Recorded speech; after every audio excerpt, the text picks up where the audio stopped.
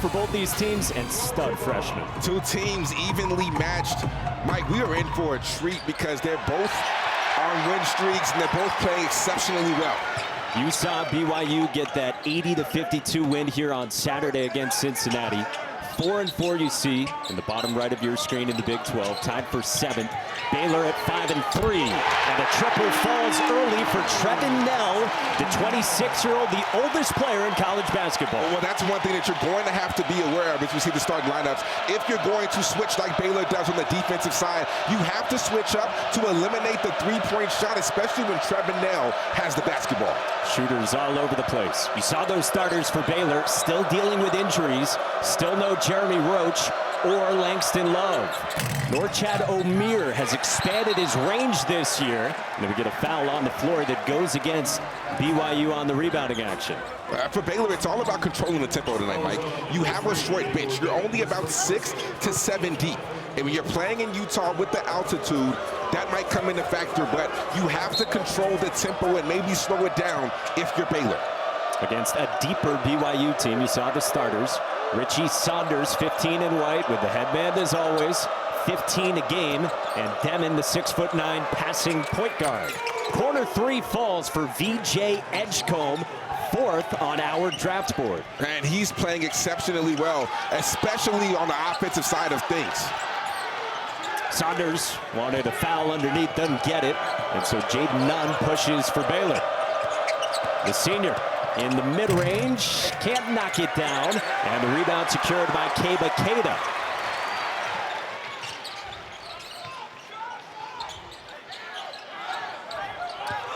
Demon directs. With one of those switches, had Omier on him. Got to look down low. Keita has a mismatch. He's got Rob right on him, and Omier commits the foul on the perimeter. Late shot clock, and Scott Drew says, use your head. That's not a great foul, especially from a veteran player like Omier. Like I said, Baylor has a very short bench. To pick up a foul about 30 feet away from the basket, especially when you're limited in your front court, not a smart play. Saw Scott Drew, year 22, 13-6 overall, 5 of the 6 losses to teams who at some point have been in the top 10. And here we've got the foul called on Trevin Nell that dropped Josh Ojanwada to the floor. And I think this will be ruled intentional. I don't think Trevin Nell had any bad intentions with this, but due to the contact above the neck, I think that this will be ruled intentional. Previous plays under review. Flagrant 1 foul called, potential upgrade. So flagrant 1 from now, excessive in nature and or unnecessary. 2 free throws plus possession. And then is it a possible upgrade? You heard Kip Kissinger say it, which means not only excessive, but also severe or extreme. So that's the benchmark you're looking for with that foul from Trevin Nell. Yeah, I don't know if it's worthy of a flagrant 2. But I would give it a flagrant 1 for sure. After review, the play is confirmed. Flagrant 1 foul. 17 will be our shooter. So you're good with that? Yeah, I'm good with that. Yep. Not deserving of a flagrant 2, but a flagrant 1 definitely. Another look at it here on Demon's pass. And the clothesline, yeah, nothing more there. So, Josh Ojanwada to the line, the junior from Nigeria, first-year starter. 63%. This is the first.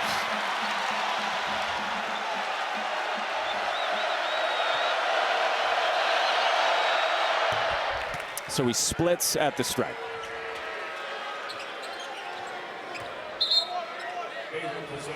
Oh, big game for both these teams. Joe Lunardi right now has Baylor as a 9 seed. He's got BYU in his considered category, so looking to pick up a good home win against this Bears team. Against the zone, Edgecombe probing, found Omier, rolled off, but the follow for Ojanwada. And Ojanwada has to have a big game tonight. I think they need more production from him down low. He had only scored 6 points total the last 3 games, but 3 straight, part of this 6-0 run for Baylor. Mawit Mag, no dice out of the corner, and a foul on the rebounding action. And this is when Ojabuna is at his best. When he's able to attack the offensive glass like this, he is more than capable. We saw it in the Arizona State game, how good he really was. But too many times, he has a really good game, and then he'll be a no-show for another game. He needs to be able to create consistent production for Baylor, especially when they're limited in their front court. Well, Norchad Omier goes to the bench here. And Saunders on the baseline drive. Couldn't get it to go. Got it back. And we'll back things out for BYU. Nell too strong. Another offensive rebound. Mag. Saunders hoists. Can't hit. But again.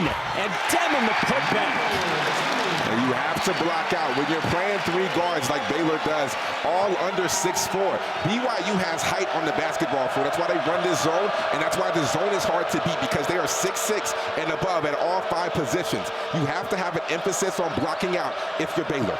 We mentioned the 3 guards for Baylor, and it's undersized guards as well from what maybe you're used to in Baylor programs. Shot clock at 6. Rob Wright, the stud freshman, can't connect. Got his own miss. Fresh 20 for the Bears, and poked away by Saunders. It'll stay at this end. Well, Kevin Young, first year, of course, took over for Mark Pope, who left for Kentucky after his 5 years. Young had been one of the top assistants in the NBA, and he's been a great fit here in Provo. Yeah, he's done an amazing job. He's done a really good job of getting the fans to buy in. You know, getting a guy like A.J. Devanster to come to BYU, having that NBA title, he's done a phenomenal job so far. Speaking of the NBA, there is heat all over the place here. 32 NBA staffers from 15 different teams. Saunders got fouled after the Baylor turnover. We got Danny Ainge, who is seemingly always here at BYU games, the program legend. 32, not including Danny Ainge, in the building from 15 different teams. We've seen them all. It was a who's who. You were shaking hands with like everyone. Kissing babies pregame. I don't know about all that. Yeah, I saw Dwayne Casey got a little starstruck. Yeah. Former NBA Coach of the Year, now in the Pistons front office. Mike Dunleavy's here, Warriors GM. Sean Marks, Nets GM expected.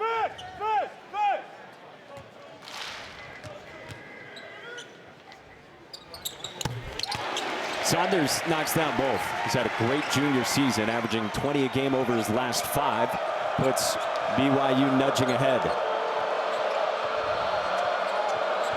First 3.5 minutes gone by here at the Marriott Center. Edgecombe gets it back. 30 and 21 in the 2 games last week. And it's an illegal screen set by Norchad Omier, and that's his 2nd foul here in the first 4 minutes for, like you said, already a thin Baylor team. And that's why that first one was not a smart foul, because now you set a screen and you have a moving screen, and that's your 2nd. So now Coach Drew is going to have to trust his player, trust his veteran player to not pick up his 3rd, because if he picks up his 3rd, he's out for the rest of the first half. Scott Drew, one of the most lenient with 2 fouls in the first half. Mag couldn't finish on the flush. Got free on the baseline and couldn't jam it home. And those are the plays, if you're Mag, you have to finish this. Good pass right here by Dimon. Jaden Nunn got away with the foul right there. Definitely grabbed Dimon when he turned the corner. But if you're Mag, you have to finish these plays, especially in the Big 12 games when so many of these contests come down to 1 to 2 possessions. We just got the word from Marcus Pettigrew, an inadvertent whistle there. And so the ball will get inbounded on the baseline.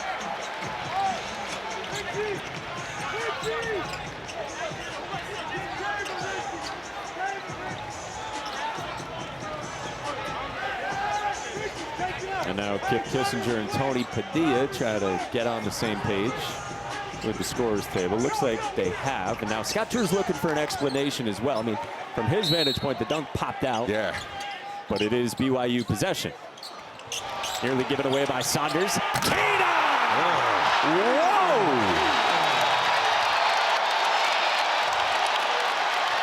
And that's one of those plays, the defensive breakdowns that drive coaches crazy.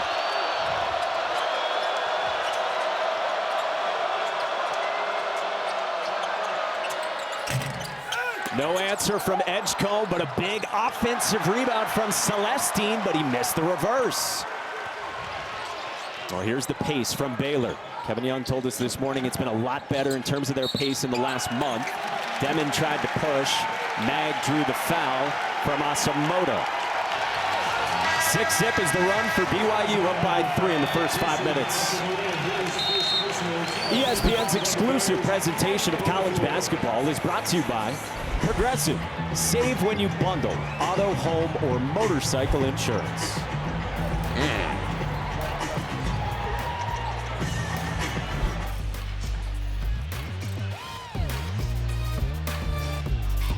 The way he scored the ball as of recent is extremely impressive.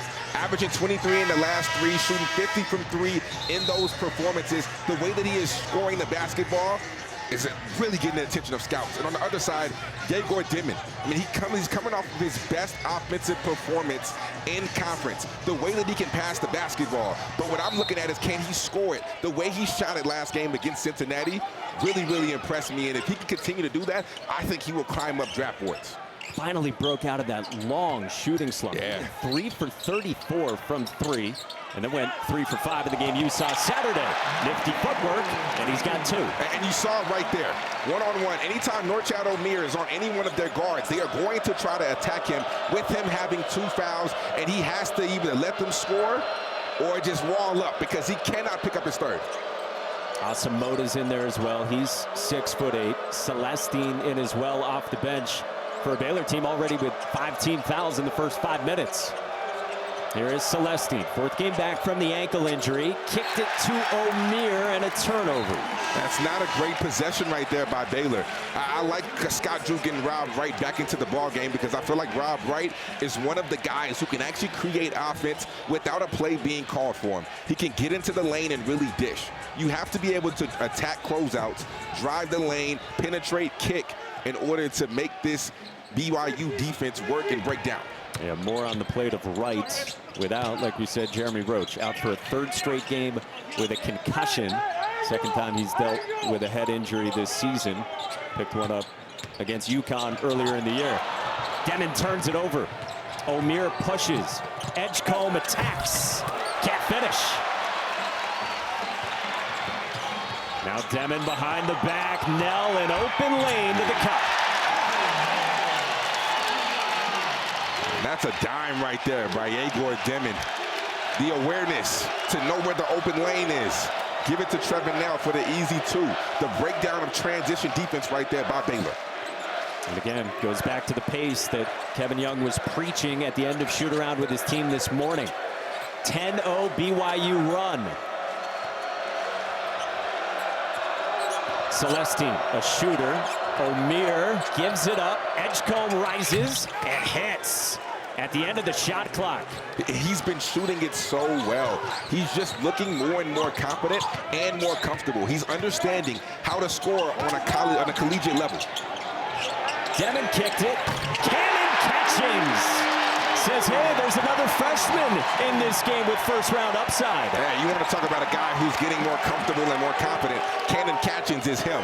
When he can step out and shoot the 3 and defend the way he's been defending in the past few games, NBA scouts love him and think he's definitely a 1st-round draft pick.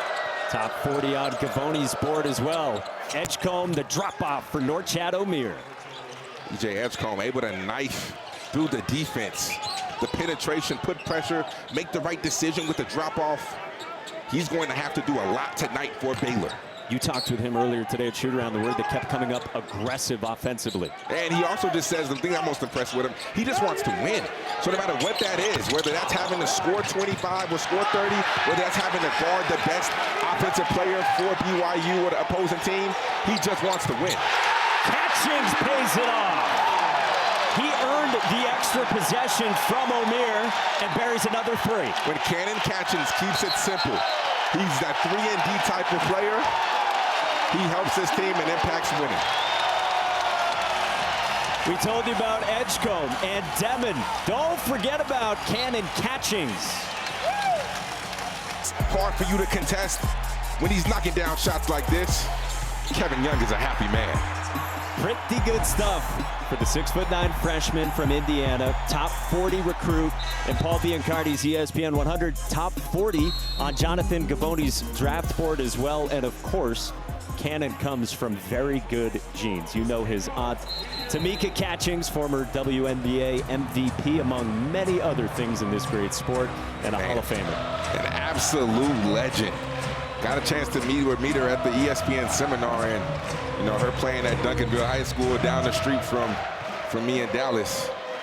It was an honor, man. Yeah. It was an honor to be able to get a chance to get to know her and talk to her. She does a terrific job on ESPN. You can check her out. She's amazing.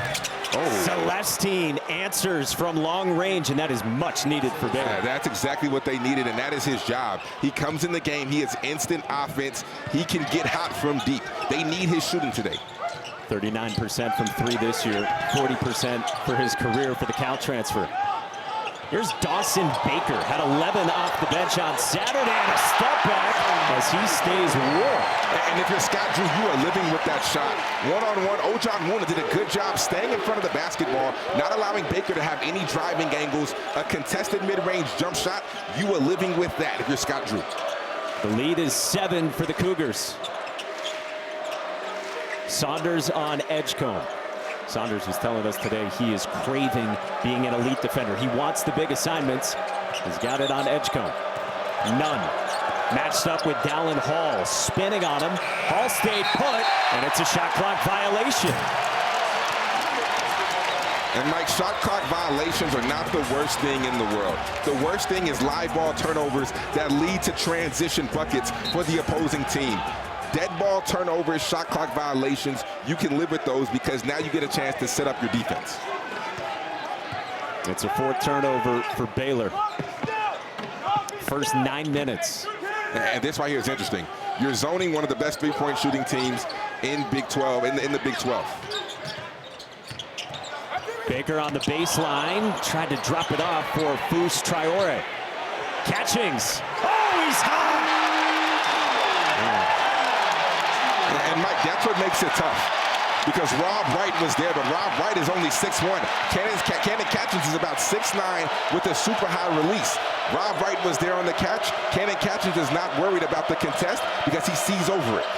You mentioned the size disparity, especially in the backcourt early. Edgecombe back out for Nunn. Step back triple. And the rebound to Catchings.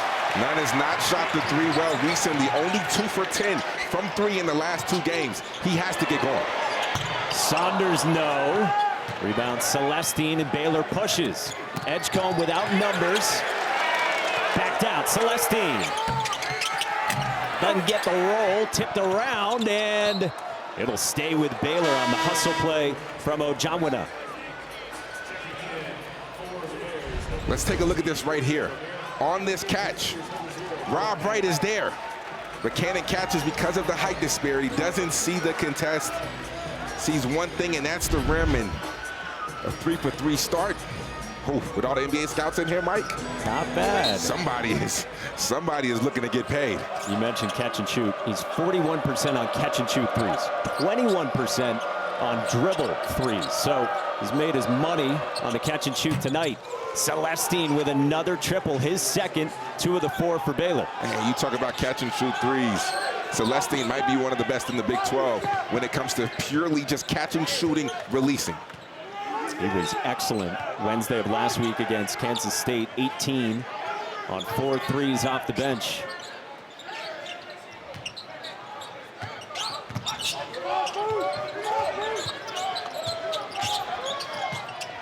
Ball kicks. Baker drives, gets the teardrop. Dawson Baker is so good driving closeouts, and when he beats you, when he gets that angle, he will get in front of you so that you cannot get a contest on his floater. His float game is elite. Kevin Young said the other day, he wakes up thinking that no one can guard him. Kevin Young said, I hope my kids have his swagger someday. Ooh. Oh, nice English from Rob Wright. The up and under, and that's just such a pretty finish. That's something that he can do and that he needs to do in order for Baylor to get a win. At 14 on Saturday in the win at Utah was number 24 in our ESPN 100. Inside of 9 to go in this first half. The broad-chested Traore backed it out. Hall gave it back to him for 2. And BYU is just humming right now. They've hit 10 of their last 13 shots, shooting 58% this half. And a part of that is Baylor has to close out better on the defensive side. The closeouts when you're playing against BYU are extremely important. Such a good three-point shooting team, but the work's not done there. Yeah, I mean, they're #1 in the Big 12, top 10 in the country when it comes to two-point field goal percentage. You think you do your job when you run them off the three-point line, but it creates so many easy floaters, easy layups at the rim. Let's take a look at this right here. You have to close out better. Take a look at this right here. Rob Wright jumps to the basketball, doesn't chop his feet, which allows Dallin Hall to blow right by him, which creates rotations, and now Omier steps up and he's able to dump it off to Traore. You have to focus on your closeouts when you're playing against BYU. Key to a good one is chopping the feet. Yeah, chopping the feet, taking the right angle. Wright draws a foul on Dallin Hall. When I was at Baylor, that's one thing we did every single day, is closeouts for the first 10 minutes. Chopping your feet, taking the right angles, working on, if guys are shooters, how to run them off the line. If guys are short closeouts, mean they're non-shooters, how to stay back and get the right amount of space. Closeouts are extremely important. Scott Drew was telling us today he does feel like the defense has got better as this season's gone along, but up against a very efficient BYU offense. Heat check for Celestine, and it'll stay at this end of the floor when we come back. BYU is humming offensively, and the lead is 9 against Baylor here at the Marriott Center.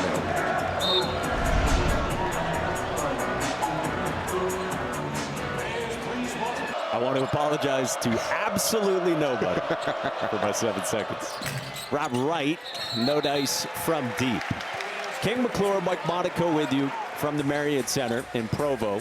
Baylor at 5-3 in the Big 12, BYU at 4-4. Joe Lunardi says they're on the outside looking in.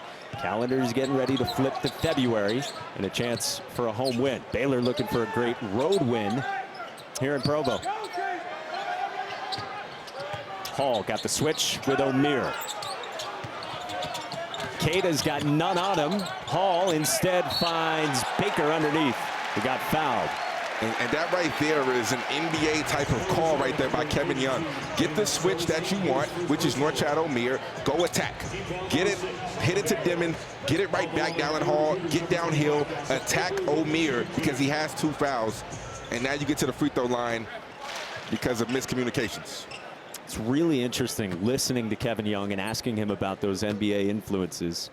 He said he could talk for hours about just what he's learned about substitution patterns, because it's very different. He said to us earlier today, it's hard to play a lot of guys in college. And when you bring in a guy off the bench, you can't really get him 2 bursts in a half. Yeah. He feels like you can only get him 1 good long run. And so he's learning all of this as he goes, and he's got his analytics guy he brought from the Suns with him to kind of help with all this. You know, he's one of my favorite coaches to talk to in the Big 12 because every single time I talk to him, it's almost as if I'm learning something new. Yeah. I'm learning something new about the game of basketball, and he's teaching me something and teaching me, giving me a different way to think about the game. It's a turnover. Ojawana couldn't haul it in, and now Baker pushes and walked with it.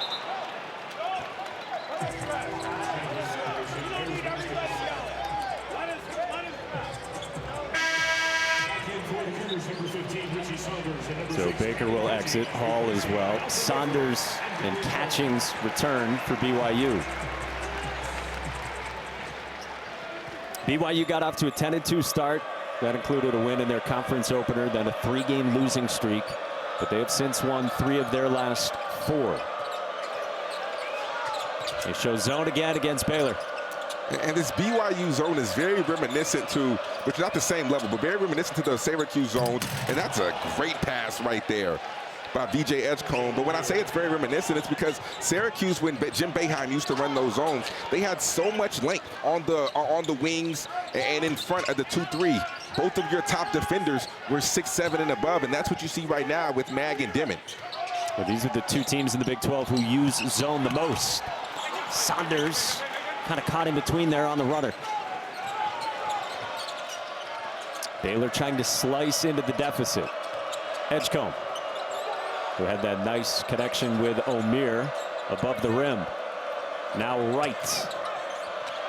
Nunhoist can't knock it down and cleared by Keita.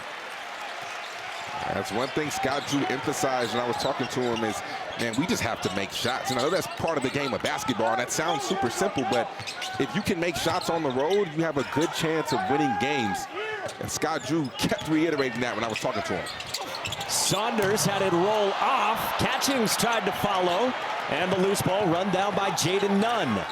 He attacks and kicks, and first to foul will go against BYU. They get it on Yegor Demon. Let's take a look at this pass right here, because BJ Edgecombe continues to impress me. Shot making, but also his playmaking. He's a way better passer than people give him credit for. Look at that. That was elite ball placement. Two defenders right there, throws it right over Keita. Throws it to where only Omier can get the basketball. Elite ball placement, and that pass right there shows me that BJ Edgecombe is a way better playmaker than people give him credit for it. How's his decision-making been in your eyes in his freshman season? It's grown. Yeah. And I think it continues to elevate because now he's being asked to do more. And I think right there was just a perfect example. Earlier on the drive, when he drove and was able to dump off to Omier, I mean, his vision is there. Saunders finishes. By the way, Demon is on the bench for BYU. He was the one who got tagged with that foul, and that's his second. Meantime, the second bucket for Saunders. A little bit slow out of the gates in this one. 5 to go in the first half. Edgecombe. Late shot clock. Off the crossover. Pivots. Left it short. And then a foul on the rebounding action goes against Baylor. Let's take a look at this last bucket by Richie Rich Saunders. We keep talking about closeouts. Take a look at Celestine's closeout right here. Bad closeout, good blow by. Richie Saunders is so good at driving closeouts. If you take the wrong angle, if you don't chop your feet, he is getting right by you for layups time and time again. So what's the balance? Because you know how good a three-point shooting team, a guy like Saunders and a team like BYU is. So which one are you going to cheat more to? Well, you have to stay attached. I mean, obviously, in a game like this, you would want to say you want to give up twos more so than threes on a team that can get hot, especially when they're, at home. But it's a fine line. You have to be able to touch the guy, not allow him to get a shot up, but also take the right angle in which if you stay attached, stay on the hip, you should have backside help rotating over to contest at the rim. And that's where I think Ojan Muna can help this Baylor defense get to the next level if his backside vertical contest get better. They need better rim protection.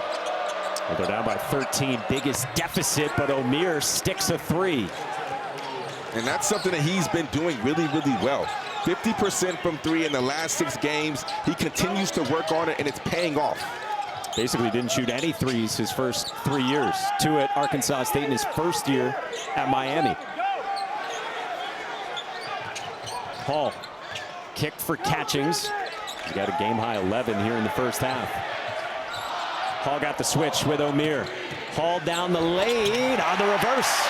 And that's the matchup that BYU and Kevin Young is going to continue to go at, because Omier cannot foul. And they know that Baylor switches everything. So if you're Scott Drew, you might want to switch it up right now. You might want to switch up your ball screen defense to alleviate Omier from being put in those positions. Nice hesitation from Edgecombe. Let me ask you this. You played for him. How common is it for Scott Drew to change ball screen and not switch one thing? Yeah, well, when I was playing, we had a bunch of different ball screen coverages. And you get the offensive foul, so you get bailed out right there. But we had a bunch of defensive coverages in the ball screen, and don't be surprised, but they're going to need something in order to climb back. BYU up by 10. And then 6:30 p.m. Eastern Time, North Carolina, #2 Duke, 9 o'clock Arkansas and Kentucky. So Jay Will's got to love this, what we just saw here with a half-court shot. I think it's the second one. When I was here on Saturday against Cincinnati, a woman hit the half-court shot, and today this young man hit it. It's got to be you. Maybe so. Yeah, good vibes. Maybe so. Positive energy. Shot making galore. Inside of 3.5 to go in this first half. Baylor with it down by 10. Omier again playing with those 2 fouls. And he found none to bury a 3. You mentioned the shot making for the Bears. They're hanging around within 7. And only 2 for 10 in the last 3 games. So I know it feels good if you're Jaden Nunn to be able to knock one down, get it one in rhythm, and to put it in. Normally 44% from 3. He had knocked down 44 triples coming in.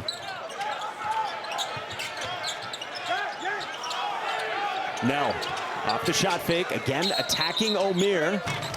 And a 3-second call goes against BYU.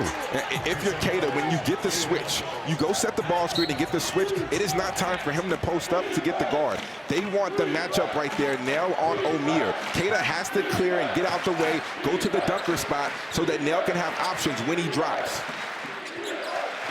Baylor's been down by as many as 13. Within 7, approaching 2.5 to go. Edgecombe. Can't knock it down. And the loose ball to the Bears. Celestine attacks and draws a foul. And this is one area where Baylor has actually been really good. When you look at BYU, look at their numbers, they don't allow teams to get offensive rebounds. They do a really good job of blocking out and limiting you to 1 shot.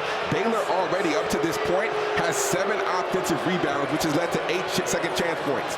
That's an area where if you're Scott Drew, even though you're down, you should be proud of that effort right there. First foul on Richie Saunders. So Celestine at the line. Told he missed about 3 weeks to start January with that ankle injury. And then on Saturday, came down a little bit funny on the same ankle. So Scott Drew said there was a shoot-around today that he was a little wary of what they were going to get from Celestine. And, well, like we've documented, they're already shorthanded, so it's great that he's been full go and apparently unhindered. Yeah, just Scott Drew, you can't afford to lose anybody. No. You need all hands on deck right now because they're legit 7 deep with Langston Love and Jeremy Roach out. 2 guys who they miss a ton. So you can't afford to have anybody else go down. He did tell us Jeremy Roach is doing better and that he hopes to have him sooner rather than later. That's as much of a Jeremy Roach update as we have with his concussion. All right, 6-point game, approaching 2 to go until halftime. Saunders ran off a screen and now attacks. Got all the way to the cup. And that right there is what you're supposed to do if you're Cater. When he rolled, he wasn't looking for the post-up. He sealed the big man of Baylor to take away the rim protection, which allowed Richie Saunders to get downhill uncontested. Wright turned it over. Hall leaks out, and Wright took it away. What a defensive play by Rob Wright. Immediately atoned for his giveaway.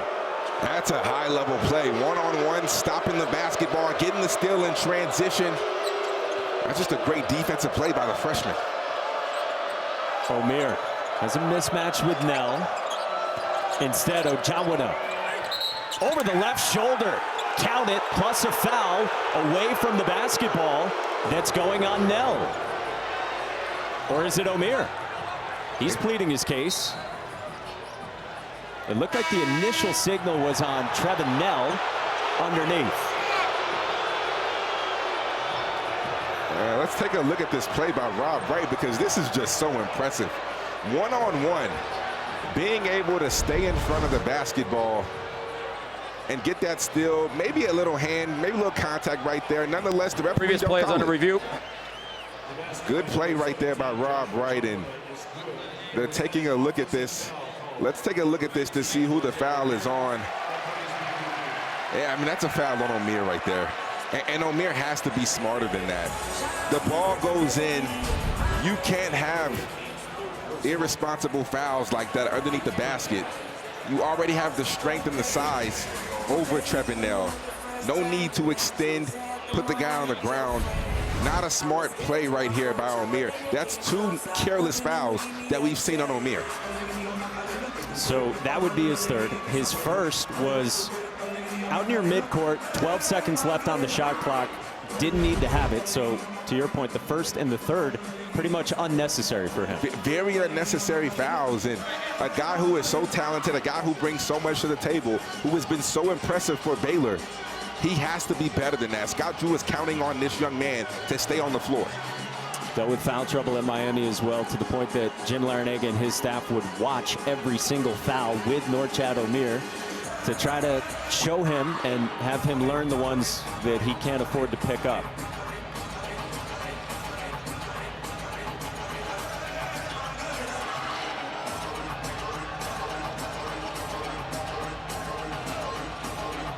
So you're also checking the foul in relation to the bucket, I would presume. At first, there was some conversation of if it was on Nell, which doesn't matter in the context of when the ball goes through the hoop for Ojanwana. So let's try to watch both happen at the same time. When does the ball go in and when is the offensive foul committed and signaled? I mean, you can argue that the offensive foul happened before the bucket and before the release of Ojanwuna's hook shot.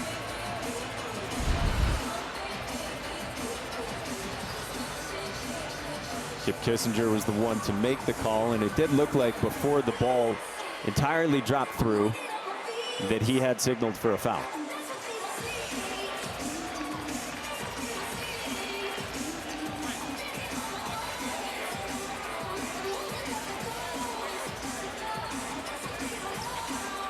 Good. Let's see. Okay, after review, the foul is confirmed on the floor on 15 green. The bucket is good. 21 will shoot for BYU, 1-1 at the other end. So it doesn't help the situation for Baylor that Norchad Omier's got 3, but at least you get the points at the rim. Because now you have 3 fouls going into the second half with 1:23 to go. Having 2 fouls to start the second half versus 3 fouls is 2 completely different scenarios. So do not be surprised if Norchad Omier has to come off the bench to start the second half, because you don't want him to pick up that 4th within the first 4 minutes of the game, because now you can't play him until under about 8 minutes in the second half. So it puts Trevin Nell at the line, 73%, good on the front end.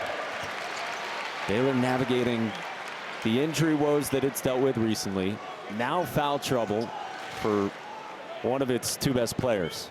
And on top of the Omier 3rd foul, now you give a chance to get a few extra points right here by BYU to close out the half when you're cutting down the lead.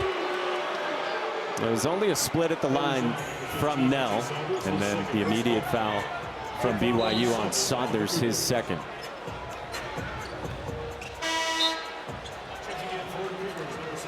So Cannon Catchings will come back in and replace Richie Saunders. And VJ Edgecombe to the line. Scott Drew said to us today with the injuries, Edgecombe has really stepped up. The word he used was assertive. And you asked, was it a conversation, VJ, that he had with Scott Drew? And he said, no, he kind of just sensed that he needed to be. He's just a winner.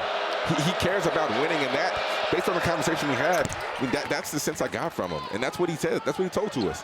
He said, I don't care. If I have to go score 30, I'll do that. If I have to go shut down the best player, I will do that. At the end of the day, I just want to win games. He said he hates losing, and you can tell by the way he's been playing as of lately, he fully means that statement. Approaching the final minute of the first half. Catchings yanks it back, knocks it down. Foot on the line, it's a 2 for Catchings. They'll look at it at the next opportunity. Oh, that's impressive, though. The handle to create the separation. I mean, Cannon Catchings, if he continues to shoot the ball the way he's shooting it today, the way he shot it last game against Cincinnati, his stock will continue to rise. Edgecombe had it roll off, nagged the loose ball, and a foul on the rebounding action. Josh Ojanwana picks up his 2nd. Let's take a look at this. Cannon Catchings, 3, maybe 2. I thought 2. Step back. That's close. Tough to tell from that angle. Yeah, that's tough to tell from that angle. Nonetheless, that's just a tough, high-level bucket. When Cannon Catchings keeps it simple, I think that might have been a technical foul on the Baylor bench. It is. And it's for them pointing at the video board, saying, take a look at the foul that they didn't like that went against Ojanwana. But for doing that, they get tagged with a tech. And this has been something. Scott Drew has been on the referee the whole game. So I think it's more so the referee just being tired of hearing from the Baylor bench, more so than their actions being actually that level of aggressive. Now, interesting. It looks like Ojamwana was just doing it to his coach, saying, look up here. And I didn't take that to be toward the officials. But that's why I think it's more so the referee just being tired of hearing from the Baylor's bench, because Scott Drew has been riding that referee the whole game, to the point to where about 5-6 minutes ago he said enough is enough.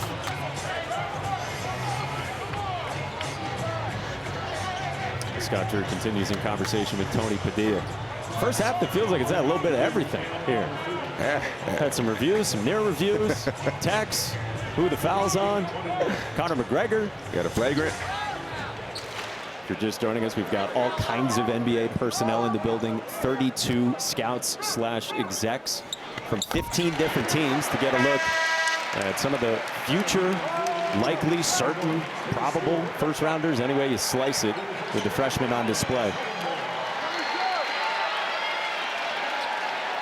And this is something that Kevin Young does. He inserts Trey Stewart at the end of halves for defensive purposes, puts more athleticism on the floor to get a stop at the end of the half. He replaces Nell, one in white. The senior enters and is trying to dog Rob Wright.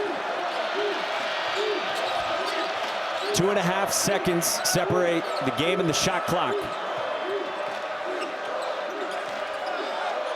Baylor trying to cut into the 10-point spread.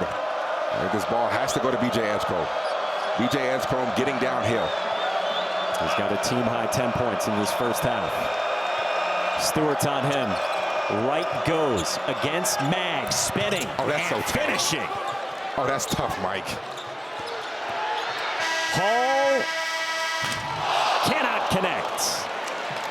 Well, much needed from Rob Wright to finish the first half, but it's Gold is out there with his 3 fouls. Omier straight on too strong and tipped around by Ojamwana. Wright to Omier for 2. That's just a great offensive rebound. Way to keep the play alive right there by Ojamwana. You mentioned the energy that you want to see him playing with. He picked up a couple of fouls, but he brought that energy in the first half. And Coach Drew trusting Norchad Omier right now. 3 fouls beginning of the second half. He has to be able to play without fouling. Mag was driving on him. Now Nell off the bounce, falling away, got the roll. And for a guy like Nell, if he's shooting mid-range jump shot, that's what you want. You don't want him to get a blow-by layups towards the rim, and you don't want him to get off threes. Anything in the middle is good defense for Baylor. These are a pair of top 20 offenses in the country, according to Ken Palm. And they've looked like it, especially BYU, throughout the night. Rob Wright off the bounce on Saunders. Omier the follow. Just carved out some space against Keba Keita. Yeah, extremely physical, extremely strong down low. Omier straight up. Saunders attacked him. And Saunders took it away. That's just a careless pass right there by Omier. Just trying to tap the basketball and get it inbounded. Very careless. Demon. Oh, did he? Oh. That's cold.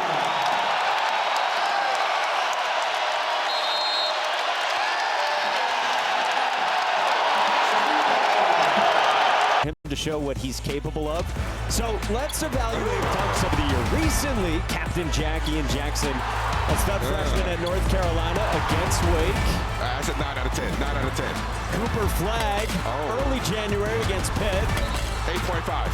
8.5. It wasn't a super clean body, but 8.5. Okay, and then Joe Few is sick of seeing this. Goodness gracious. That is a straight, you talk about putting him in a body, catching a body right there. That's a 10 out of 10 right there. We asked VJ today, hey, be honest, best dunk of your life? And he agreed. Of course, it's the best dunk of his life. But he said he's hoping to one-up it. We got a 5-point game after Edgecombe got a look at the free throw line to stamp that 3-point play. First 5 minutes of the second half here in Provo. King McClure, Mike Monaco with you, our entire crew behind the scenes. Saunders, no, around the screen, and then a foul on the rebounding action will go against Jaden Nunn. I should say Kebakeda. Right now, Baylor doing a really good job of not allowing BYU to get to the paint, keeping them out the paint, and taking away all the driving angles. Third on Keda, so he exits. Nell goes out. He's limping a bit, Yeah, he looks like he's at his right down. leg. And Saunders departs as well. So here comes Baylor. Trailed by as many as 13 in the first half. Still shorthanded. Chad Omier was in foul trouble, and yet they can make this a one-possession game right here. Against the zone. Edgecombe. Drop off Ojanwada. That's a great drop right there. The ball reversal, swing right back into the pick and roll to allow VJ Edgecombe to get downhill to create a 2-on-1 on the backside. This is a great drop right there by Scott Drew. 8-0 run in the last minute for the Bears. Yegor Demon at the controls. Catchings. Ooh, got the mid-range as well with that high release. Keeping it simple. 1-2 dribbles, bump off with your shoulder, rise up over the top. When Cannon Catchings keeps it simple, he's so impressive, and he's slowly starting to figure it out, Mike. 15 points, 5 for 5 from the floor. Has knocked down all 3 triples. Celestine is never gun shy. Offensive rebound, Nunn. Backed it out for Wright. The skip. Edgecombe rises. Buries. Hey, we are seeing production from high-level guys. There's a reason why these guys are on draft boards, and both of them have been extremely impressive tonight. Demon. Rolled off. Traore the offensive rebound. Baker left it short. And then a foul on the floor on the rebounding action. We got some back and forth action. This right here is just a great dump off. Ojanwada getting to the dunker spot. Cannon Catchings creating the space, bumping him off with his shoulder, rising up over the top, and contested or not, VJ Edgecombe is letting it fly and knocking it down. Again, we've got Connor McGregor here, Mike Dunleavy, Sean Marks was expected. They're putting on a show. Dwayne Casey, Danny Ainge, all in the building watching. Good catch from Bruce Traore. Yeah, if you're BYU, you got to go to Foose right here. Got the seal. Help comes. And a foul on the reaching. Yeah, you have to take advantage of Foose Traore down low with Asamoah guarding him. Foose Traore, I don't care who is guarding him. One-on-one, he's one of the most difficult matchups to guard in the post because he has such great touch around the rim, and he's so physical and strong that he can create angles. I would go at it. I would go to him right now, especially with Omier or Asamoah guarding him. They go right to him on the baseline out of bounds. 6'6", 250 pounds, banging with Omier. Got the roll. He's so tough to guard. If you're the backside help, you have to come earlier. You cannot allow Foose to play one-on-one, especially with Omier in foul trouble. You have to send a double and make him kick. 9.6 rebounds a game off the bench for the senior from Mali. Celestine driving on Catchings. Asamoah, the freshman, lost it. Omier trying to wrangle it back, but instead it's Baker who emerged. Mag. Got it to go, but they'll wave it off. Place was ready to erupt with the theatrics. And they might have a point, Mike. Let's take a look at this right here. They're saying it's on the floor on Edgecombe. He picked the ball up. I mean, that's a close one. That is a really close one. I see why the referee would say it's on the floor, but I also see the argument for it could have been an and one. 2 on Edgecombe. Into Foose again. The help came. BYU moves it. Catchings is hot. Hit another! This man is on fire!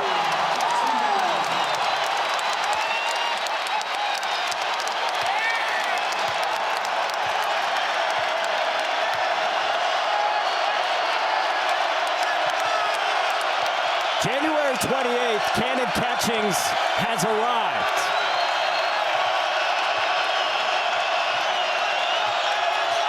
Edgecombe answers back with a smooth two. Mike, that's so tough. The change of direction into the offhand floater. You have to be so skilled to finish a play like that. You can see him barking toward his bench as well. Knows how crucial a spot in the game it is right now for his team. Trying to will them. You mentioned earlier his focus on just winning. He stressed that with us when we sat with him today at the end of shoot-around. Not concerned about points, shots, or who is sitting here watching him tonight, he said, or who he goes up against in Demon. Traore had it roll off. Good job by Omier contesting with the three. Shot fake. Omier attacks. Rolled off. Tip for Ochanwana wouldn't go, and it's back to BYU on the other side. Well, Cannon Catchings, how about 18 points? 6 of 6 shooting and 4 for 4 from long range. Cannon Catchings out here looking like his aunt.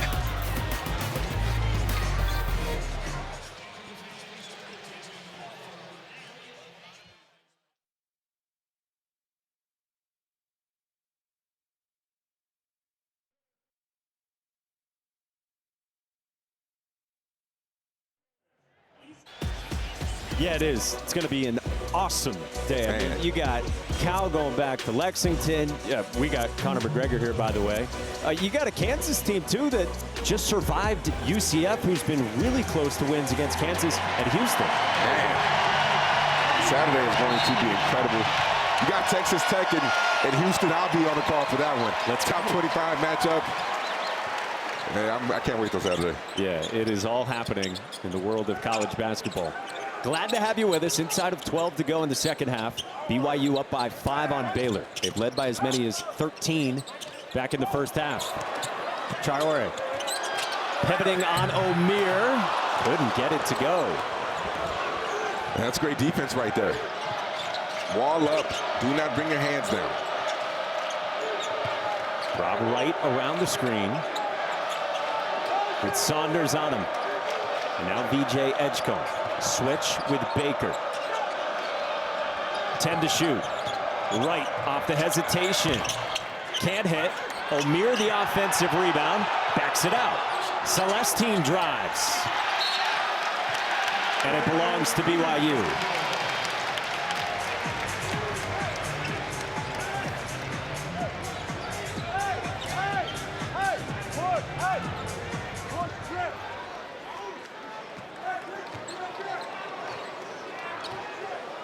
Paul, Saunders, Baker, Catchings, and Traore, the 5 on the floor for Kevin Young and the Cougars.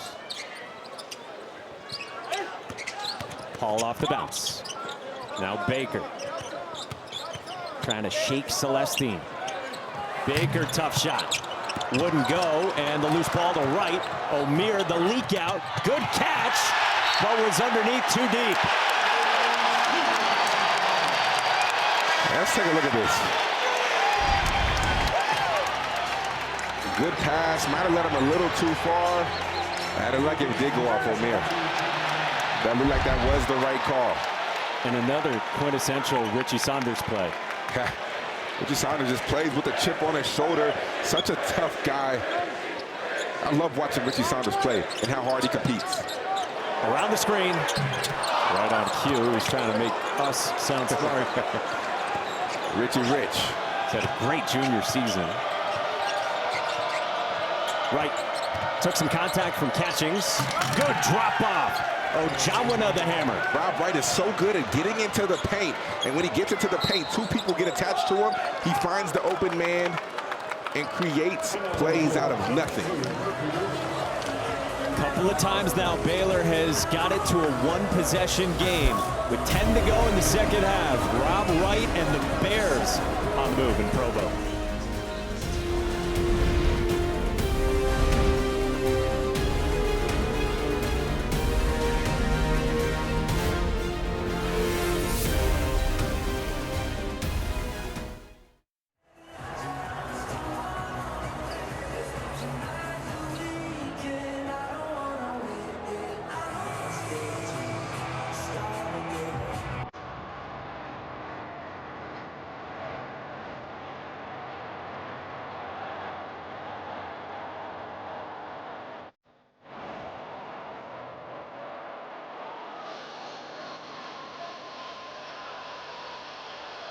Coming up on this week's Wednesday NBA doubleheader, 7:30 Eastern time, the Nuggets and the Knicks. Followed at 10 o'clock Eastern by the Thunder and the Warriors. NBA Countdown kicks off our coverage at 7 p.m. Eastern. Well, NBA generations to come playing right here tonight at the Marriott Center. Cannon Catchings has starred 18 points. He's knocked down all 4 triples. He's done it in 18 minutes off the bench. And King, he's been outstanding. This is what is going to make him a lot of money. His ability to be able to shoot it from deep. That 3-and-D, he has the typical 3-and-D body that scouts love. He's long, he's lanky, he's athletic, he's 6'9", and if he has a frame like that, he will get paid. His aunt, Tamika Catchings, here watching. You say aunt or aunt? What do you say? I'm from Texas, so we say aunt. We say auntie, honestly. That works for me. Buddy, I actually call my aunt, I call her Nanny. Because when I was young, I couldn't say Amy. I used to say Nanny. So I call all my aunts a Nanny, like Nanny Chandra, Nanny Mo. Shout out to them if they're watching. I didn't see that coming in the multiple choice answers provided. Chiore underneath and got fouled. He will go to the line for a pair. Still about 10 minutes to go. You said to me during the break, for Baylor, how hard it is in this conference to try to go at it with a 7-man rotation. It's honestly impressive. You know, you're 5-3 in the Big 12. To only play with 7 guys in a conference in which every single game is a battle.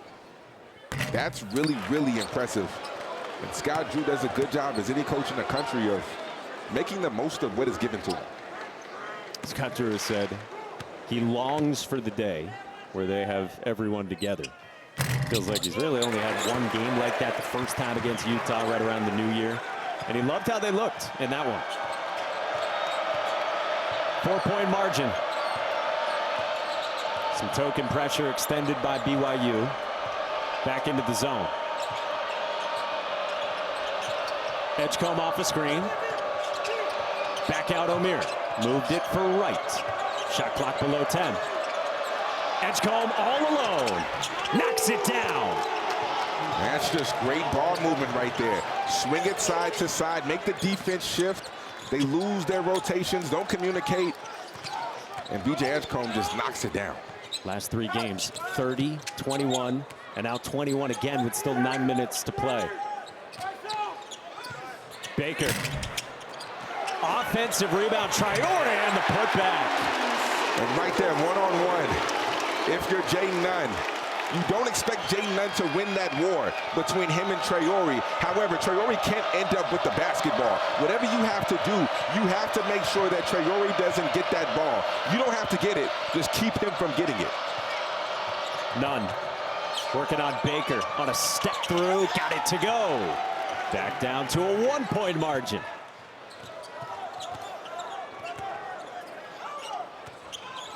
Two elite offenses acting like it tonight. Catchings comes to the help of Traore. Catchings on Omier. A step back. Oh, Catchings again!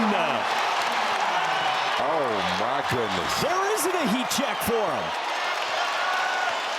Oh, that's so tough. I mean, he's just showing what he can do. Not just a catch-and-shoot player, but able to get it off the bounce, too. That's great defense, but better offense. Omier cannot answer. Saunders. Hall feeds Traore. Going to work against Omier. Still with those 3 fouls. He's managed it well here in the second half. And that's what he should be. He should be able to do that. He's played in that many basketball games to where he should be able to know how to play without fouling. But on the offensive side, we keep talking about these 2 freshmen. DJ Edgecombe, you leave him wide open, he will make you pay. And on the opposite side, Cannon Catchings. Oh my goodness. Footwork, step back, bucket.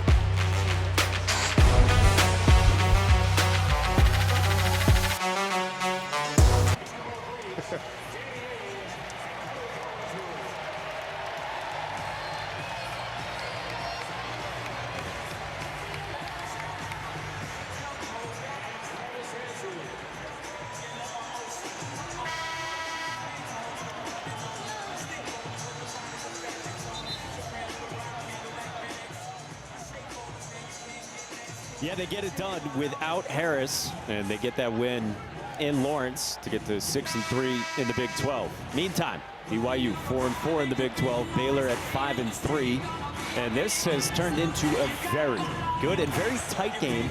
The freshmen have started this one. Guys with those NBA aspirations and everyone here watching. No, I think that BJ Edgecombe and Baylor has done a tremendous job of not getting down. The game when BYU played Cincinnati, BYU got the lead a little bit, and they just turned up and created that separation, that 20-30 point separation. But Baylor has done a good job of withstanding the runs of BYU. Edgecombe threw the lob to Omier and then tried to atone for it, and he picks up his third foul in the process.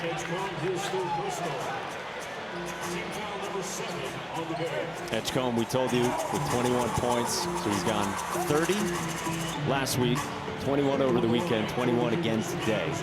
Those are the 3 highest scoring games of his young college career. He and Keontae George, the only Baylor freshmen in the last 20 seasons to go for 20+ in 3 straight. And a front end miss from Mawit Mag, who is a 73% free throw shooter. And they're putting Mag on Edgecombe. They want the length and the athleticism to see if it can slow him down. I like this right here by Kevin Young. Mag is 6'7". He was brought in from Rutgers in the portal to be a defensive stopper. Right on the drive past Demon, it rolled off. Omier the offensive rebound, and he got fouled. And that's what Omier is so good at. He carves out space. And that's why he's an elite rebounder, one of the best, not only in the Big 12, but in the country, because his positioning. He's always in the right position when the ball comes off the rim. He reminds me of a guy I played with, Rico Gathers. Yeah. Really big, strong, physical human beings. Look like they should be on somebody's football team. But they're just so physical and so strong that they're able to carve out space. Hey, Saturday over on ESPN, 2 Sonic blockbusters. Coverage starts with College Game Day, 10 a.m. and then 6:30 p.m. Eastern time. Round 1 of Carolina and Duke. Duke is hot, 14 straight. And then 9 o'clock, Arkansas and Kentucky as Coach Cal returns to Lexington. And Duke looks good. Do they ever? Looks really good. Survival last night took the punch from NC State. Omier split at the line, so the lead is 2 for BYU. Approaching 6.5 to go here in Provo. Demon attacking Omier again, and it's on Norchad Omier. That's 4 on Omier. Yeah, that one's tough. We've taken a look at this because he did put his hands out, but how much contact did Omier actually create?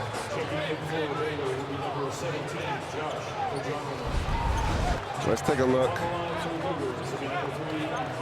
Is that enough for you to be a foul? I mean, in the Big 12, no. I mean, maybe yes, but in the Big 12, as physical as these games are, I don't think you blow that whistle right there. 2 bad fouls from Omier in the first half, but I thought in the second half, he's managed it really well until right there. But if you take away those 2 bad fouls, now you can get away with that one right there. You're right. Now that's his second one. So he has to be smarter because you put yourself in that predicament.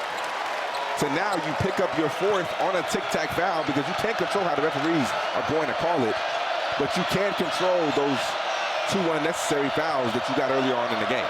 Real quick, when can he come back in? I'd probably say under 4. Under 4 to play it safe. So can Baylor manage the next 2.5 minutes without him? Edgecombe backed it out on Demon, moved it for none. Too strong. And for defensive purposes, I really don't hate this because Ojan Wooner does a really good job switching on to guards, so you really have no advantage. You can't pick on anything if you're BYU right now. Kip Kissinger blew this dead coming up the sideline. He's in conversation with Kevin Young. It appears the ball is going to get inbounded in the front court for BYU. Couldn't tell exactly why the stoppage right there with the Cougars looking to run. I think these are huge minutes right now for Ojan Wooner. Right on cue. The strip. Nunn joins. Finishes and a foul. Right as you said it, Josh Ojamwana steps up with the pick. That's a really smart play, not only to jump the passing lane, but to give it to your guard. One-on-one, he was probably going to get a charge had he tried to take this. But he gets it to his guard, allows Jay Nunn to get downhill. I mean, just a heads-up play right there by Ojamwana. And then Jay Nunn goes head first into the stanchion, right into your living room.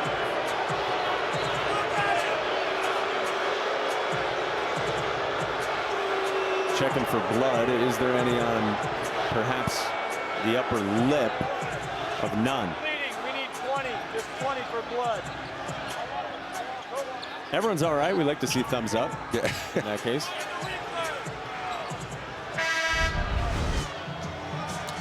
This is just a good finish. Off 2 feet, attack the rim. Jay Nunn in transition. I got the wrong foul. I just looked at it. Tony Padilla just came over and explained who the foul's on. They've now changed it to Keba Keita. He had given the wrong number before, and so that's 4 on Keita. Meantime, when you have a blood situation like this, it needs to be resolved within 20 seconds, and it looks like it is for Nunn to be able to stay in the game without a sub. And the BYU fans were mad at that last foul because they felt like there was very minimal contact, and it shouldn't have been an and one, which I think is fair. But however, I like the consistency of the referees. You call the tic-tac foul on Norchad Omier, then you call the tic-tac foul down here on the layup. As long as referees are consistent, that's all you can ask for. And Nunn stamps a three-point play. Looks like the bleeding is still an issue. He's going off to the bench very unexpectedly. So here comes Norchad Omier. The Baylor coaches were looking at the bench. They're going to send Omier. He might have got up on his own accord. And now instead, Scott Drew says, hold your horses, Yeah, I was about to say not yet. I was about to say, that's not smart at all.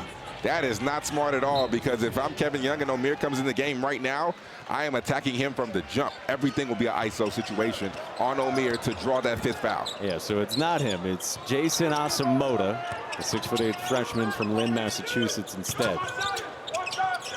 Demon to the corner. Catchings with a burst. Catchings on the reverse.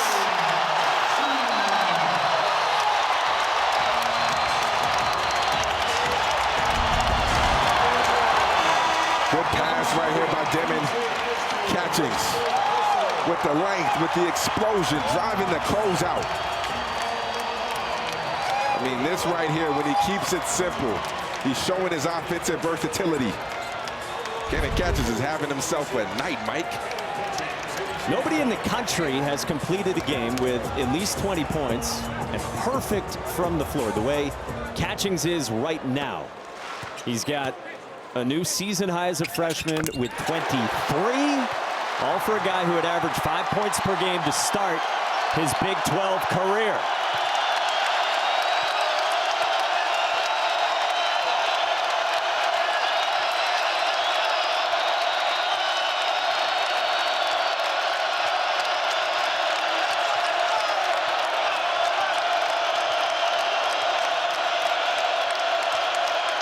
To shoot for Baylor, down 4. A screen for Wright. Edgecombe stepped into it. Wright rises, buries it. Big time answer from the freshman Rob Wright. And he hasn't been shooting it great. As you can see right there, BYU didn't even try to contest. They are giving Rob Wright the 3-point shot because his numbers, as of lately, have not been good from behind the arc. His first triple of the ball game. Demon gave it up for Nell.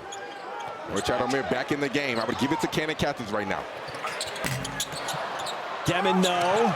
Battle on the boards and an offensive rebound. Nell, the lob, too tall. Tip back out for Catchings. And they're going to check the shot clock. Currently at 10 seconds. And it looked like Marcus Pettigrew stepped in thinking there should have been a reset. After a huge 3 from Rob Wright, where you said it.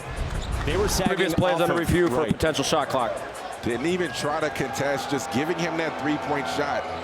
because he has not shot it great, but Rob Wright is about as confident as a freshman as it comes. And let's take a look at this. That ball did not hit the rim. The only thing that hit the rim was Traore's hand. There should be no reset right here. Yeah, not close. Yeah, not even close right there. So we think we should be good right where it is. Yeah, it should stay there. So while we got a moment, we remind you that women's college basketball is front and center on Thursday night. After review, the ball never hit the rim.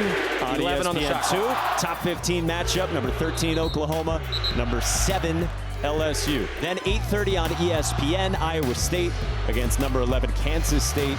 That is Thursday on ESPN2 and ESPN. LSU needs to bounce back after their first loss of the season last week against a very, very good South Carolina team. I'm interested to see how Kim Mulkey will have her girls locked in, focused, and ready for this matchup. And we got a good one shaping up over the last 4.5. BYU by 1 with the basketball with 11 seconds to shoot. Into Catchings. Merges out of the corner. 5 to shoot. Yegor Demon off the bounce. Nell, the back cut, had it blocked. Ojanwana steps up defensively again.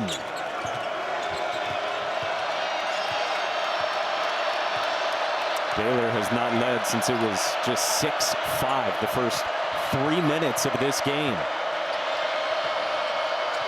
VJ Edgecombe around the screen. To the basket, no. Rebound cleared by Nell. Demon in transition, pushing and finishing. Nobody stopped Yegor Demon.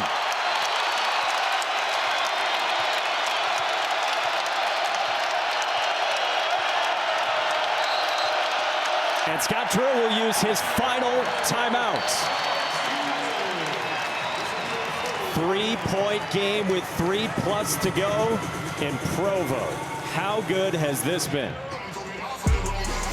ESPN's exclusive presentation of college basketball is brought to you by Progressive. Save when you bundle auto, home, or motorcycle insurance. Saturday. All right, back here at the Marriott Center. Glad you're with us. Where have you been? 3:44 to go. King McClure, Mike Monaco, our entire crew with you. BYU led by as many as 13 in the first half. They're up by 3 here. Baylor essentially playing with a 6-man rotation today. They've dealt with, on top of that, some foul trouble from one of their 2 best players in Norchad Omier. And BYU's got the lead. But Baylor with the basketball.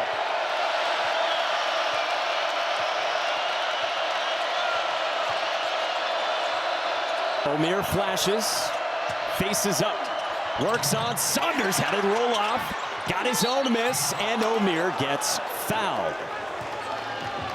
Right there.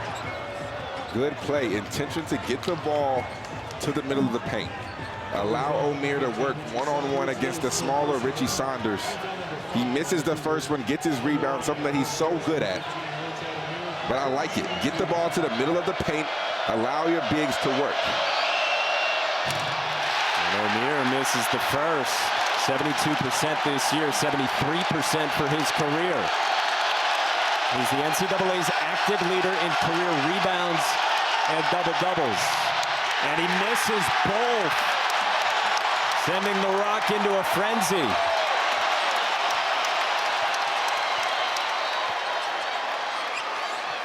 Push Traore initiates with a dribble handoff for Saunders. Down the lane, a lot of contact, got his own miss, gets the roll.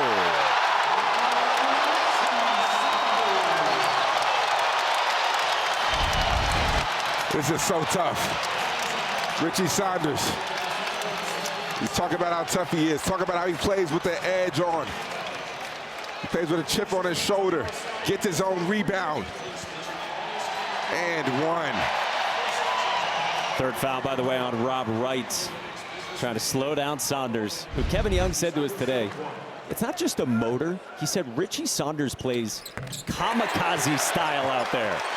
And you can see as the year progresses, he is just getting more and more confident, which is why he's had the success that he has had as of lately.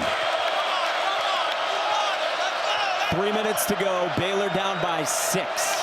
Mag making Edgecombe work right now. Can't even get a touch. Wright instead, looking for Edgecombe, and a foul is called.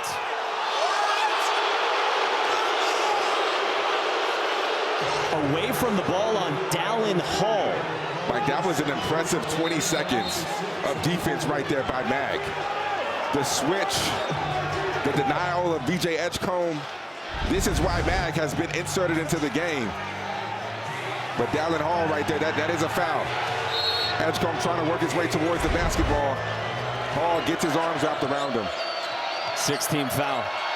Wright buries another.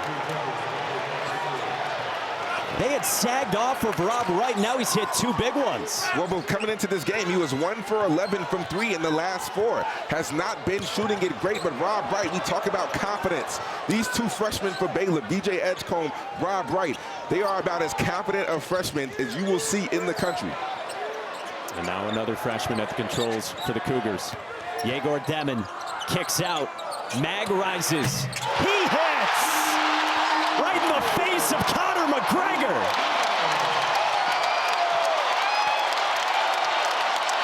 And those are the shots right there, Mike, that you kind of got to live with. Mag is not known as a scorer, really not known as a three-point specialist.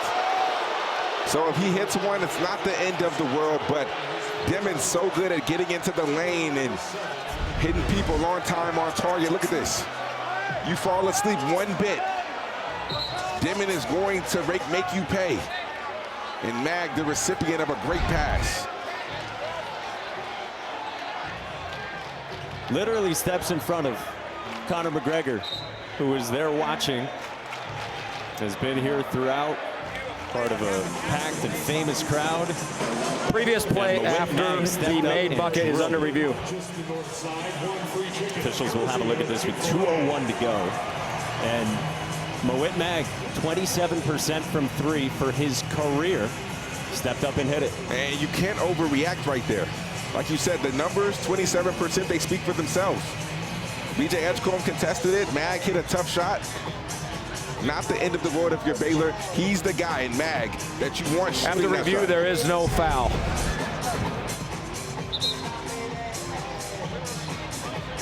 Guess they're checking the whole Mag and Edgecombe, what happened over there.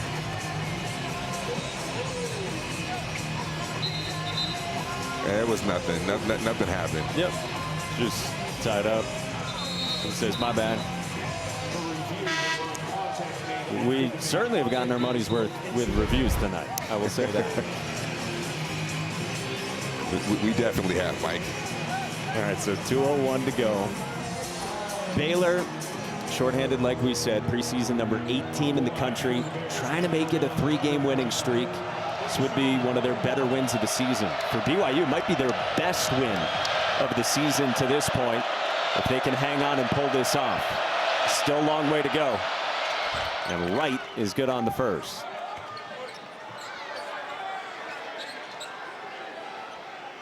A 4th straight start for Rob Wright. Top 25 in our ESPN 100. Who has adjusted to this level. Scott Drew was telling us earlier today, dealing with the college length, all the while still being an elite facilitator. He's got the last 8 for Baylor. Saunders got it up court to Demon. Demon, quick trigger, got it to go. And that's what he can do at 6'9". He can finish over the top of you, and that's good defense right there by VJ Edgecombe. It's just hard to stop a high-level player at that size. Omier back out for Wright, driving on Hall. Wright hangs, gets the roll. 10 straight Baylor points belong to Rob Wright. Right now, if you're Baylor, you have to hone into the defensive side. You have to get stops down by 4 with 1 minute, 20 seconds to go. You have to get stops and rely on your defense. And for BYU, the ball in the hands of Demon. Wright might have got away with one there. Approaching the final minute.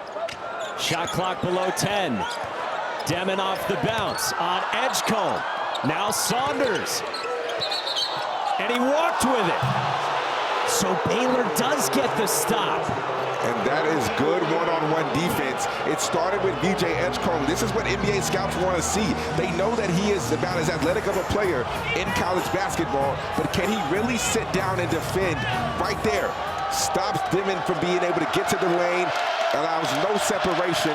Good one-on-one defense right there by Baylor. Down by 4. Final minute. Right, turn the corner. Finishes with the left hand, and it's a 2-point game. The pace that he plays with as a freshman is so impressive.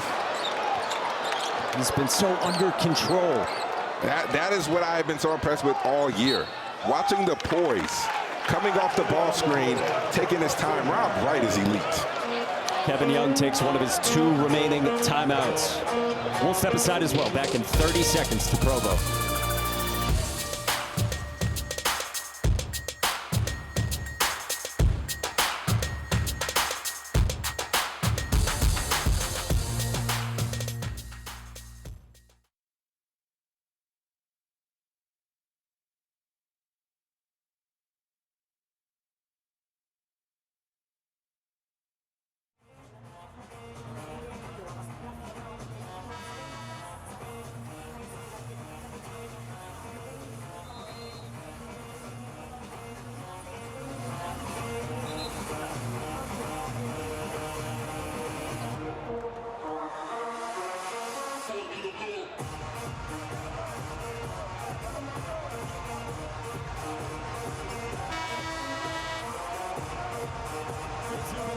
Just 12 days ago in overtime in Corvallis. Meantime, here we've got 40 seconds remaining in regulation. BYU up by 2, and Rob Wright has been rolling. He's got the last dozen for Baylor. The hesitation to the burst, the stop-start, so elite. Elite point guards can change paces, and his burst out of a hesitation or out of a stop is so impressive and so elite. Not too many point guards can change paces the way that Rob Wright can. So BYU with the basketball. 20 seconds separating the game and the shot clock. Baylor content to play this out. Yegor Demon to Dallin Hall. 2 point guards on the floor for Kevin Young. Richie Saunders turns the corner on Wright. Late shot clock. Got to do something with it. Demon off the bounce. Rises. Can't hit. And up for the rebound. Edgecombe got it. Ooh. Crowd wanted to walk. They didn't get it. Shot clock is off. 10 seconds to go. Baylor out of timeouts, down by 2. Rob Wright with it. Spinning on the baseline. Draws a foul. With 4.3 left. Ooh, the move right there, Mike. The spin to go baseline. Definitely a foul, but he got bailed out right there because he was going absolutely nowhere. He was underneath the rim. It's on Mags, 0 and White. Rob Wright is still flexing out his right leg, just reached down at it, and has to step into 2 of the biggest free throws of his life. 80% this season for the freshman from Wilmington, Delaware. Good on the first. Just so calm, so poised, going to the line. Unfazed by the moment. Is Norchad Omier's jersey ripped? It is. Right down the middle. Second free throw for Rob Wright. Cold-blooded on the road into the teeth of the Rock. The student section here at Provo, and Rob Wright ties this game for Baylor for the first time since it was 6-all in the first few minutes. Man, he has taken over this ball game. He's the one guy for Baylor that can get into the paint and create whenever he wants. I call him a late shot clock guy. A guy who you don't need to run a play for, but at the end of the shot clock, under 5, can generate his own offense, can get to the lane, and cause havoc for a defense. Rob Wright, the freshman, one of the best freshman point guards, not only in the Big 12, but in the country. All right, so let's flip it to BYU. Kevin Young in that huddle, first-year head coach. Where's he going? Yeah, I mean, if you're Fran, like Fran Fraschilla always says, it's 1 dribble per second. So you have 4 dribbles. right now, you have options. That's the good thing about this BYU team. Demon really hasn't gotten it done in the second half. I would either go to Cannon Catchings or Richie Saunders. I'd prefer Richie Saunders getting downhill. That is your best offense. Try to find something to allow Richie Saunders full speed, full head of steam, getting downhill. With his size, his strength, I think he can really cause pressure and maybe draw a foul on this Baylor defense. He's been their best player this season. Tonight, their best player has been Cannon Catchings. You mentioned career high 23. He just checked in off the bench. 6 in white. No timeouts on either side. 4.3 seconds left. Demon runs the baseline. Gives it back to Hall. Into Catchings, and I think the clock started when Demon had tossed it over to Hall to inbound. Shouldn't have started just yet.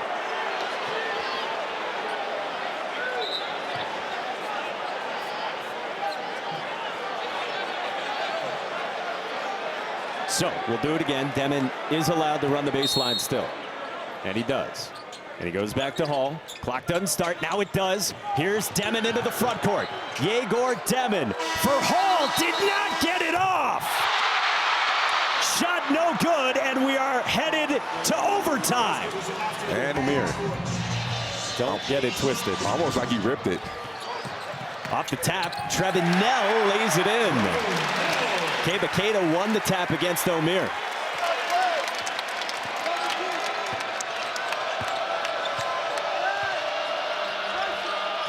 Wright, Nunn, Ojanwuna, Edgecombe, and Omier.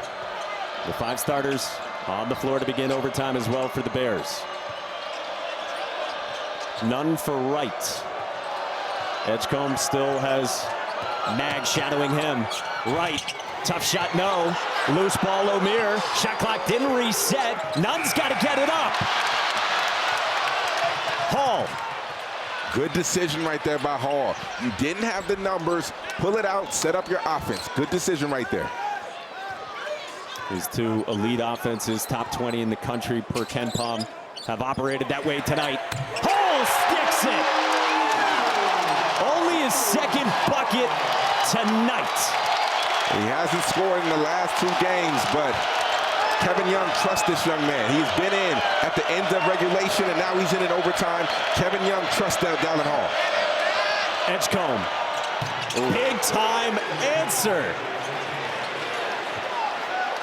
These freshmen are unfazed. Doesn't matter the moment. They live for this. 2-point spread. Hall for Saunders. Found an opening and laid it in. Once again, Mike, he is so good at driving closeouts. If you take bad angles, he will cut you off and beat you to the rim.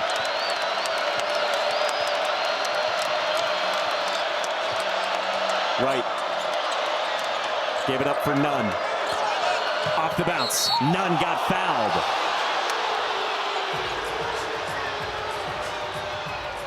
It's on Trevin Nell, his 3rd. Take a look at these last 2 buckets by BYU. Dallin Hall just rising up in this moment. And then VJ Edgecombe following it back, and Richie Saunders. You take a bad angle, my man is getting to the cup. Richie Saunders, who has been so good for BYU this season, said Kevin Young has helped him raise his own sights of who he could be as a player. Has Saunders dreaming of the NBA now.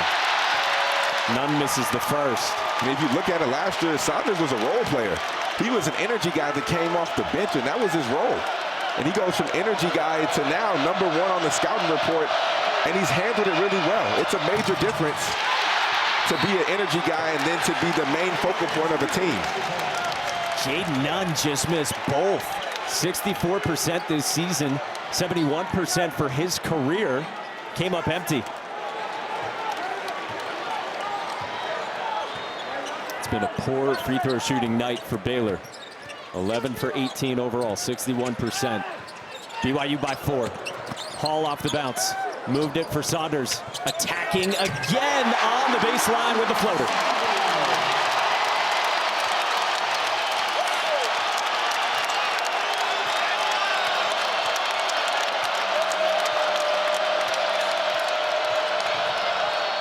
Right, spinning and adjusting, and he got fouled. It's on Richie Saunders, his fourth. Let's take a look at this last Saunders bucket. Look at how he rips and drives immediately. Sees Omier coming over for the contest. Doesn't allow him to even contest, gets to his floater. And he's automatic from that range. Told us today he had never had someone of Kevin Young's stature say to him that he should be thinking about the NBA for his future. And it has totally shifted where he's had his expectations this year. I mean, I was talking to an NBA scout before the game, and we were actually talking about the same thing. Richie Saunders is a guy who I think with his size, with his athleticism, with his shooting ability, he's a sneaky guy that a lot of teams would love to have come off their bench, and he's older. He's a veteran. So another year, next year if he stays, he's playing with a guy like AJ DeBanster. I mean, this BYU team is going to be dangerous next year with AJ and him. No question. But he's definitely a guy who should be considering that and who should be thinking that way. Rob Wright made both. Baylor gets a trap in the corner on Dallin Hall. And it's out of bounds off of Hall, so Baylor gets possession.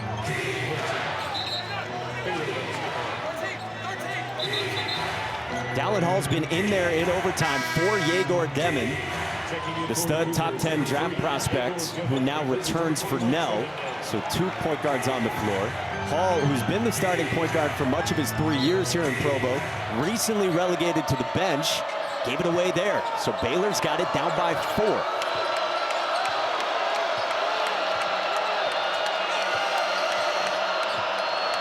Edgecombe set the screen for Wright.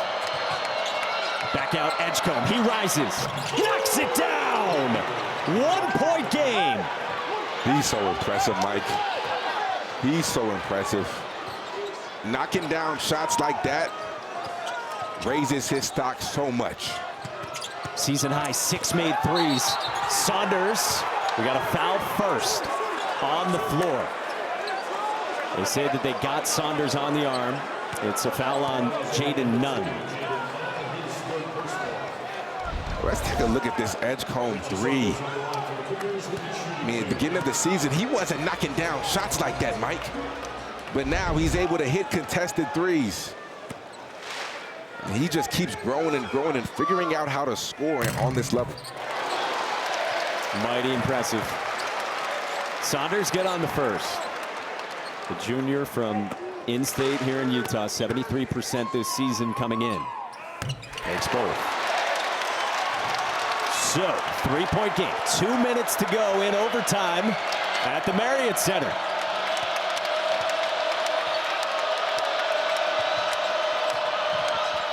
Right. Back out for Nunn. Omier was looking for Edgecombe. Now finds him. Back to Omier for 3. Can't hit. Rebound Saunders. Omier collided with Demon, trying to run down his own miss, and they both come up a little bit hobbled. Inside of 90 seconds remaining. BYU patient, up by 3.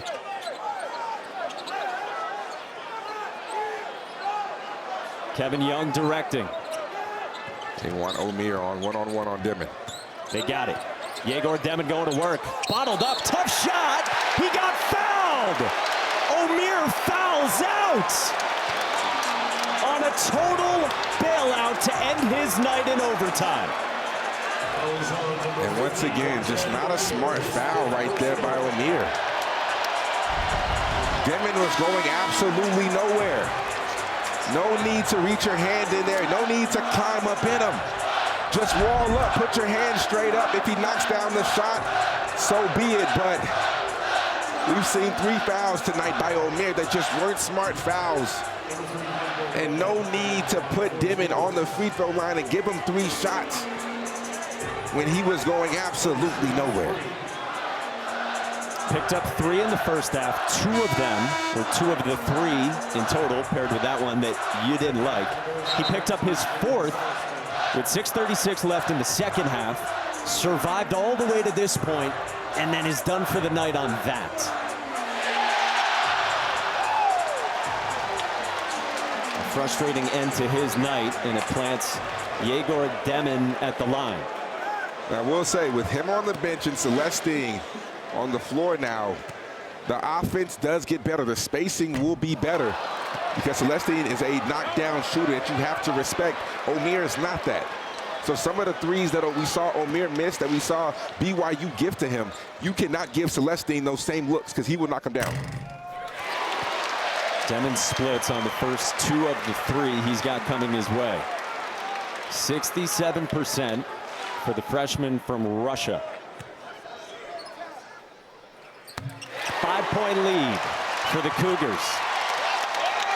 A timeout for Baylor if it needs it. Edgecombe will initiate. Mawit Mag on him. Around the screen, behind the back. And now Nunn for Wright. Right off the bounce. And Wright got fouled. Baylor saying they should look at it for goaltending as well. In the meantime, the foul's on Saunders, and that'll be 5 on Saunders.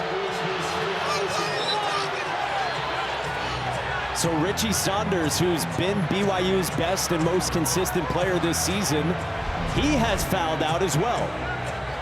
Let's take a look at this. Leaning on. I mean, they make a great case right there.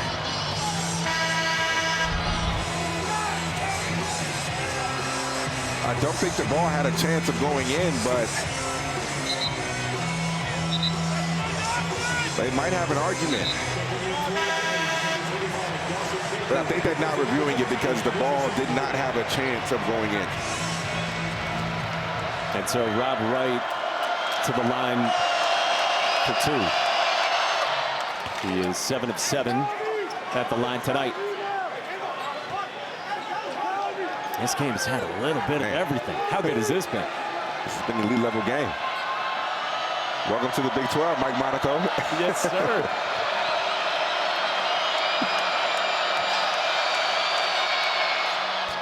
Rob Wright's good on both, and he has matched his career high in this freshman season with 22.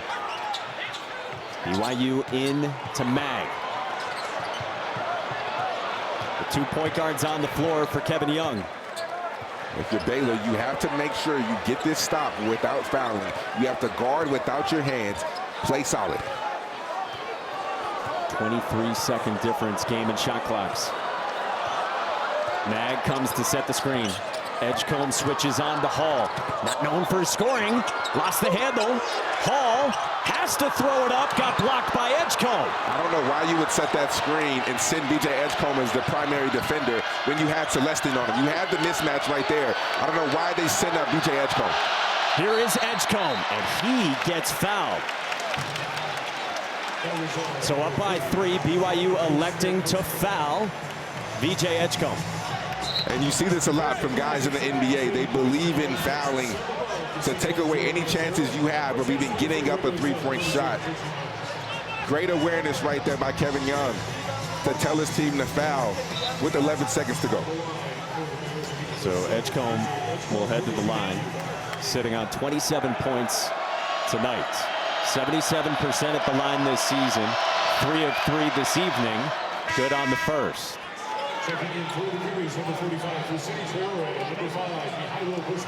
He has met the moment throughout this night.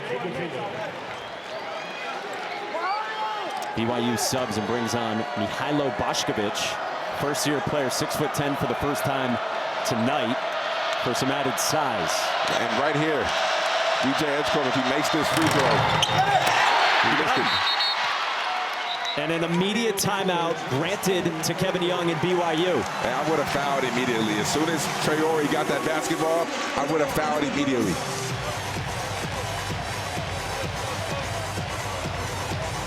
So 10.6 to go. BYU's got it, up by 2. And that was a great sub right there. Kevin Young puts in the size to secure the rebound, and as soon as he gets the rebound, Now you call the timeout and get in your shooters, get in your free throw shooters. So if you're Baylor, 10 seconds to go, you want to try to get a quick steal. Do not allow more than 2 seconds to go off this clock. You want to foul around 8. Go for a quick steal if you can get it, good. If not, foul immediately. You don't really want to foul Trevor Nell. You don't want to foul Baker. Anybody else is fair game. Scott Drew talking things over right now. Again, we came into the night talking about the star-studded freshmen who are possible, if not likely, first-round picks. Certainly Edgecombe and Demon tracking toward the lottery. And then Cannon Catchings upstaged everyone for much of this night. 23 points, a season high for him. And this has been an absolute dandy between Baylor and BYU. Kevin Young puts in 4 guards, and Baker, Nell, Hall, and Demon. All of them are fairly good shooters. Hall's probably the guy you want to foul. Yeah, either Hall or Demon. I mean, Demon has missed 1 or 2 in this game. Hall or Demon is probably your best bet right now. Both in the 60s percentage-wise for their career. It's Demon, got it away to Baker. Time soaking off the clock, and finally a foul with 6.3. So you said 2 seconds, it's more like 4+ seconds before the foul on Dawson Baker. Yeah, ideally, you would like to be at 8 seconds to be able to draw something up and be able to execute something, but 4 seconds comes off the clock. And a very giftable Scott Drew right there just summoned his team to give them some instruction before the free throws. He's saying what he wants to do with his remaining timeout, depending on how these free throws go. And if he makes the first one, don't be surprised if Scott Drew calls a timeout in between to try to ice the shooter. Dawson Baker, one of the oldest players in college basketball, 25-year-old, 74% this year, 79% for his career. He's good on the first. Scott Drew doesn't look like he's going to use it quite yet. So no icing there. He will keep it in the pocket for now.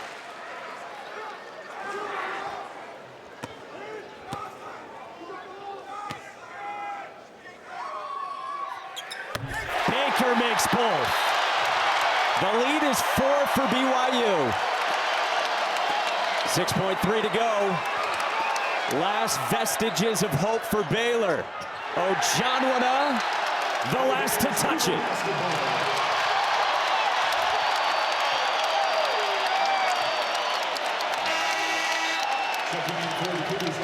Cannon Catchings was superb.